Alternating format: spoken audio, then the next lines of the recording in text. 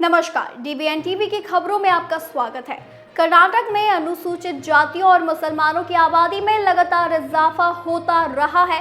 राज्य में 1984 में आखिरी बार किए गए व्यापक सामाजिक और शैक्षिक सर्वेक्षण की तुलना में अनुसूचित जातियों और मुसलमानों की आबादी में 90% से ज्यादा की वृद्धि हुई है, जबकि वीरशैव लिंगायत समुदाय में तब से लेकर अब तक मामूली यानी सिंगल डिजिट की वृद्धि ही देखी गई है। 1984 के सर्वे में वीरशैव लिंगायत समुदाय राज्य की आबादी का करीब 17% था। फिर नए सामाजिक और शैक्षिक सर्वेक्षण, जिसे जाति जनगणना के रूप में भी जाना जाता है, इसके अनुसार 2015 तक इसका हिस्सा घटकर 11% तक आ गया है। इस तरह से इस सर्वे रिपोर्ट से राज्य के अहम समुदाय के नेताओं को बड़ा झटका लगा है। बता दें, वेंकट स्वामी आयोग ने साल 1984 में एक सामाजिक और शैक्षिक सर्वेक्षण किया, जिसमें राज्य की 3,61,00,000 आबादी की 91% लोगों को शामिल किया गया। इस सर्वे में वीरशैव लिंगायत पहले स्थान पर थे, उसके बाद अनुसूचित जाति और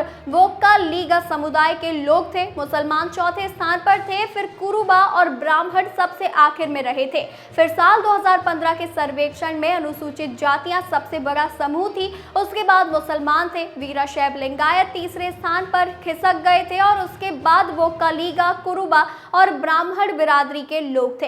कर्नाटक राज्य पिछड़ा वर्ग आयोग के पूर्व अध्यक्ष CS द्वारकानाथ के अनुसार वीरशैव लिंगायतों को एक झटका लगा, क्योंकि उनके समुदाय के लोगों ने उच्च आरक्षण देने के लिए एक अलग पहचान को प्राथमिकता दी थी। उनका कहना है कि सदर लिंगायत, जो कैटेगरी 3B के अंतर्गत आते हैं, जिनके पास 5% आरक्षण है, हिंदू सदर, जो कैटेगरी 2A के अंतर्गत आते हैं, जिनके पास 15% आरक्षण है। आरक्षण की खातिर लोग अब लिंगायत नामकरण का उपयोग करने के बजाय ये खुद हिंदू सदर, हिंदू नगीना और हिंदू मधीबाला आदि के रूप में पहचान बना रहे हैं। इसीलिए लिंगायत आबादी नहीं बढ़ सकी। वेंकट स्वामी आयोग की नियुक्ति रामकृष्ण हेगड़े सरकार ने अप्रैल 1983 में की थी और ये रिपोर्ट मार्च 1986 में पेश की गई थी। लिंगायत और वोक्का-लीगा समुदाय के विरोध के बीच हेगड़े सरकार ने रिपोर्ट को खारिज कर दिया।